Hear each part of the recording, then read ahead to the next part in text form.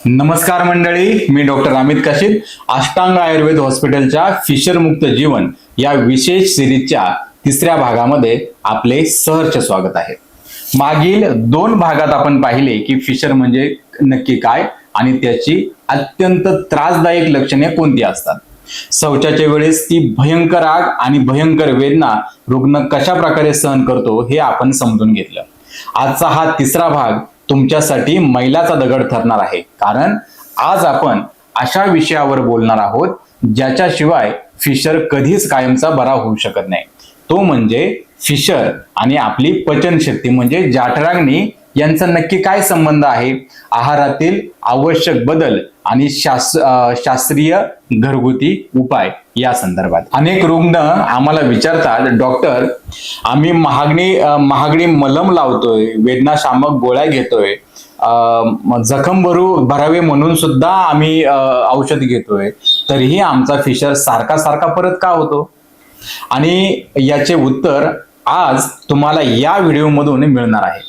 हा व्हिडिओ शेवटपर्यंत पहा, कारण यात दिलेले उपाय तुमच्या फिशरच्या वेदनेला पहिल्या दिवसापासून कमी करण्याची ताकद ठेवतात. सुरुवातीला समजून घेऊया फिशर आणि जठराग्नी यांचा नक्की काय संबंध आहे. मित्रांनो, आयुर्वेदामध्ये एक सुप्रसिद्ध सूत्र आहे. त्याचं ते असं की रोगा सर्वेपी मंदाग्नो, म्हणजेच जगातील सर्व रोगांचे मूळ कारण हे अग्निमांद्य म्हणजे आपली पचनशक्ती कमकुवत होणे हेच असते. फिशर हा आजार केवळ गुदद्वाराचा आजार नाही, ही गोष्ट समजून घ्या.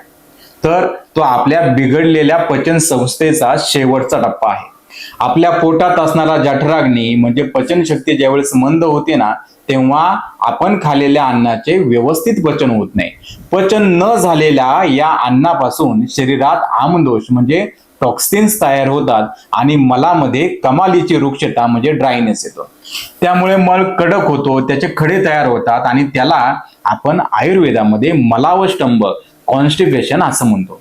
जेव्हा हा कोरडा, कडक आणि अतिशय जड मळ शरीराबाहेर काढण्यासाठी गुदद्वारात येतो, तेव्हा तो तिथल्या नाजूक त्वचेला अक्षरशः सोलून काढतो आणि तिथे चीर पडते, ज्याला आपण फिशर म्हणतो. म्हणजेच जोपर्यंत तुम्ही पोटातला अग्नी म्हणजे पचनशक्ती सुधारत नाही तोपर्यंत हा मल मऊ होणार नाही, आणि जोपर्यंत हा मलभाग मऊ होत नाही तोपर्यंत गुदद्वाराची जखम कधीच भरणार नाही. म्हणून फिशरच्या चिकित्सेत सर्वात आधी अग्नी सांभाळणे हे अतिशय गरजेचे असते.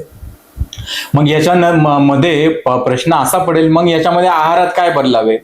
फिशर पूर्णपणे बरा करण्यासाठी आपल्याला आहारात काही महत्वाचे बदल करावे लागू शकतील, जेणेकरून हा जो मल आहे हा नैसर्गिकरित्या मऊ होईल, सॉफ्ट होईल. याच्यामध्ये आपण काय बदल करू शकतो, तर फायबरयुक्त आहार घेऊ शकतो.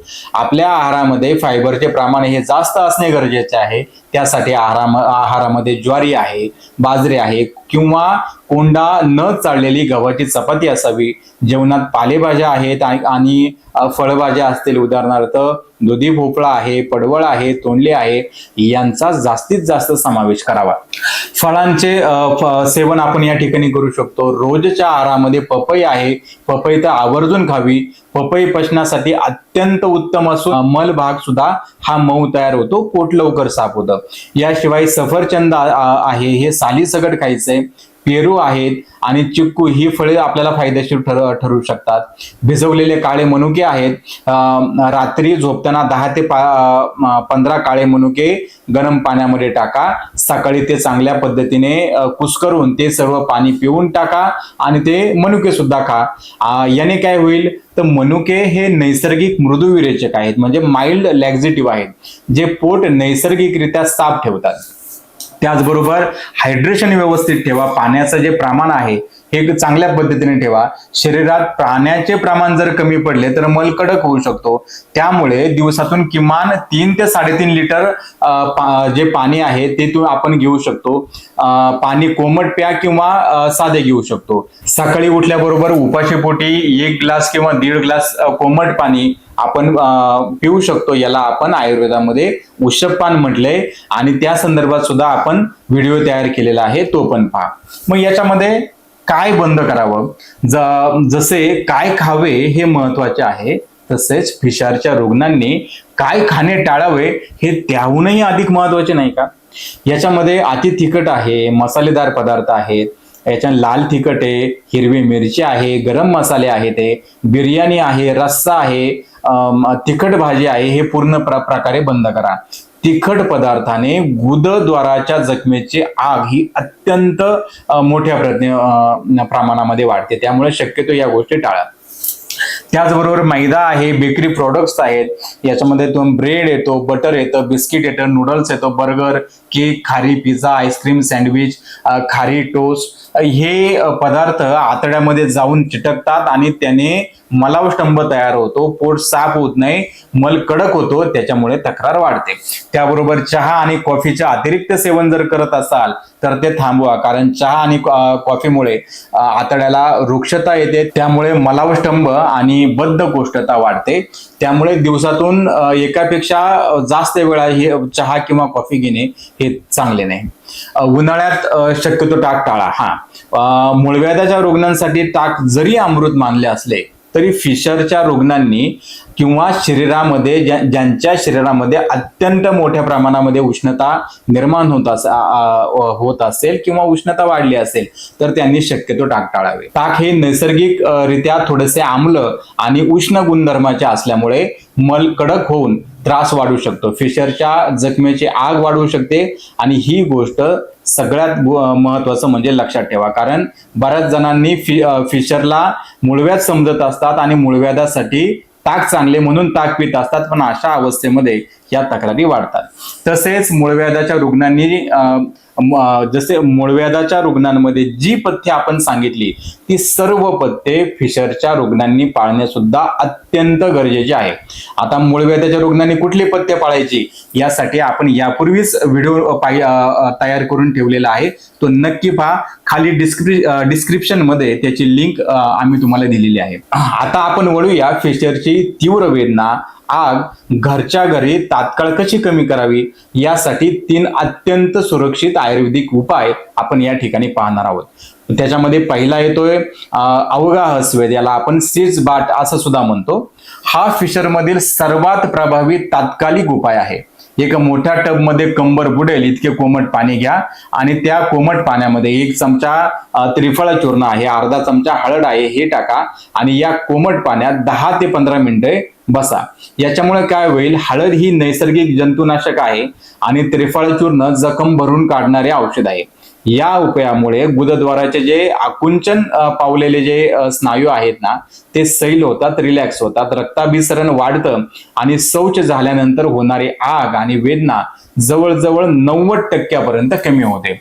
आणि हे दिवसातून तुम्ही 2 वेळा 3 वेळा टॉयलेटच्या अगोदर आणि टॉयलेटच्या नंतर असं करू शकता. त्रिफळा आणि हळद आणि त्याबरोबर पटोल आहे, आडोळस आहे, याच्या काढ्याचा वापर करून सुद्धा आपण शेक घेऊ शकतो.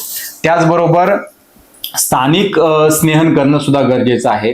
शौचाला जाण्यापूर्वी आणि रात्री झोपताना गुदद्वाराच्या आतल्या बाजूला बोटाच्या साहाय्याने शुद्ध गाईचे तूप किंवा एरंड तेल लावावा किंवा सगळ्यात बेस्ट कापसाचा बोळा तेलामध्ये बुडवून त्याचा पिचू गुद मार्गावरती ठेवावा. याने काय होईल तर मल बाहेर येताना गुदद्वाराच्या मार्गाला व जखमेला मऊपणा येतो. कडक मळामुळे कडक मळ जरी तयार झाला तरी त्वचा फाटत नाही आणि सहज पोट साफ होऊन जाते. तसेच सगळ्यात महत्वाची गोष्ट, रात्री झोपताना एरंड तेल किंवा पोट साफ होणारं औषध घ्या. एरंड तेल आणि दूध यासाठी घरगुती खूप चांगला उपाय आहे.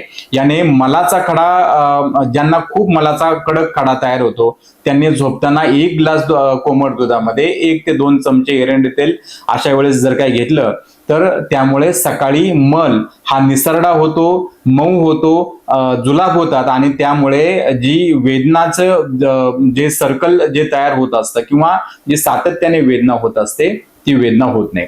तर मित्रांनो, आज आपण समजून घेतलं की फिशर आणि पोटाचा, आपल्या अग्नीचा, जाठर अग्नीचा, पचन संस्थेचा काय संबंध आहे आणि घरच्या घरी आहाराच्या माध्यमातून आपण या आजारावर कसा ताबा मिळवू शकतो. हे उपाय आजपासूनच सुरू करा. तुम्हाला याचा नक्कीच फायदा मिळेल. पुढच्या व्हिडिओमध्ये आपण पाहणार आहोत की फिशरवरती प्रभावी आयुर्वेदिक औषधे कुठली आहे, त्याला स्थानिक आणि त्याला कुठल्या पद्धतीची स्थानिक चिकित्सा आपण करू शकतो. अष्टांग आयुर्वेद हॉस्पिटलमध्ये आम्ही रुग्णांना कोणती नक्की शास्त्रीय औषधे देतो, जात्यादी तेल असेल, शतदौत घृत असेल किंवा पिचू प्रयोग असेल, याचा कसा वापर करायचा, त्याने जखम आतून कशा प्रकारची कायम भरून येते, याची सविस्तर चर्चा आणि माहिती आपण पुढच्या भागात करणार आहोत. कारण आरोग्य ही संपत्ती आहे आणि आयुर्वेद ही ती जपण्याची संस्कृती. आपण ही संस्कृती एकत्र जगायला हवी, नाही का? तुम्ही या प्रवासाचा भाग आहात हीच आमच्यासाठी आणि अष्टांग टीमसाठी मोठी प्रेरणा आहे. हा व्हिडिओ तुम्हाला कसा वाटला ते आम्हाला कमेंट बॉक्समध्ये नक्की कळवा. व्हिडिओ आवडला असेल तर लाईक करा आणि जर तुमच्या मनाला भिडला असेल तर तुमच्या मित्रमैत्रिणींना आणि आप्तेष्टांना शेअर करा. चॅनल अजूनही सबस्क्राईब केलं नसेल तर आत्ताच झटकन पटकन करून ठेवा, कारण एखादं आरोग्यदायी ज्ञान कोणाचं जीवन बदलू शकतं. आयुर्वेदाचं खरं ज्ञान आणि आरोग्याचं खरं समाधान आपण एकत्र सहजपणे आणि मनापासून शोधत राहू. आणि हो, जर तुम्ही फिशर, मूळव्याध, भगंदर किंवा कोणत्याही गुदरोगाच्या उपचारासाठी किंवा तज्ञ वैद्यकीय सल्ल्यासाठी संपर्क साधू इच्छित असाल तर निसंकोचपणे खालील क्रमांकावरती कॉल करा. तुमच्या विश्वासाबद्दल मनापासून खूप खूप धन्यवाद. सुरक्षित राहा, निरोगी राहा, आनंदी राहा. नमस्कार.